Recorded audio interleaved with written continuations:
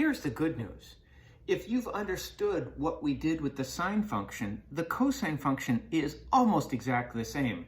But instead of our 5-point pattern being, remember the sine pattern was 0 max, 0 min, 0. That's for y equals sine x. Remember, we went up to 1 and down to -1. For y equals cosine x, we're going max, 0, min, 0, max. But we're still going and completing this full cycle from 0 to 2 pi. We're going up to 1 and down to -1. Those are your two parent functions. So now we're asked to graph y equals 2 cosine x. Y equals a cosine x. X is our angle now. Of course, a is max minus min divided by 2, absolute value, because our amplitude here, now that's here, that's from our center line. How high do we go up to our peak? And from our center line, how low do we go down to our trough? That absolute value, that distance from our y equals 0 line is the amplitude. And so what is this graph, y equals 2 cosine x? Well, it's this graph here with one little change. You guessed it. I'm going to go up to 2 and down to -2. Do you see how I suggest that you draw it first and then put in your values afterwards? Because the graph of the parent function and the stretched function, remember this is like a vertical stretch. Outside affects the y, and it's exactly what you would expect. A 2 does stretch our mountains double the height and stretch our values double the depth. So there it is. It's beautiful.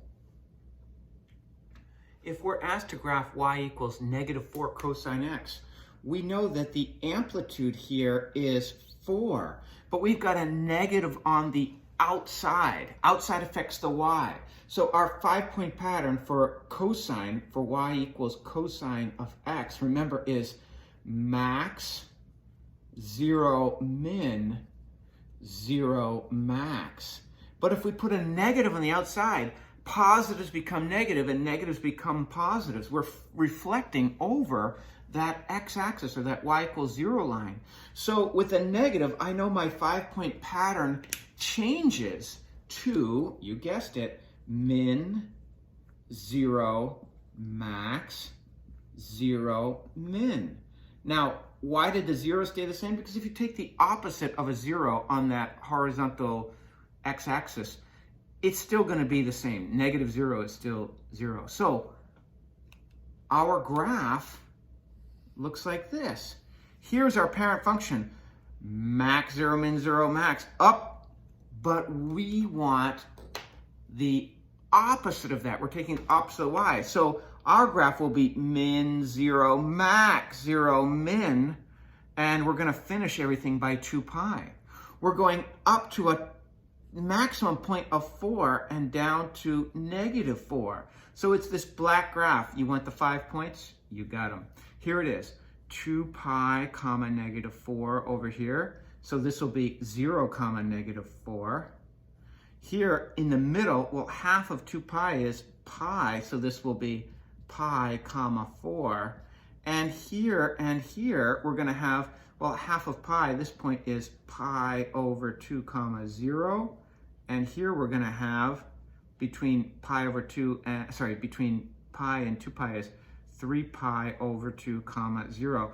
Note, I've tried to show you this with the cosine function. Once I have this, I know it's 1/4 of my cycle.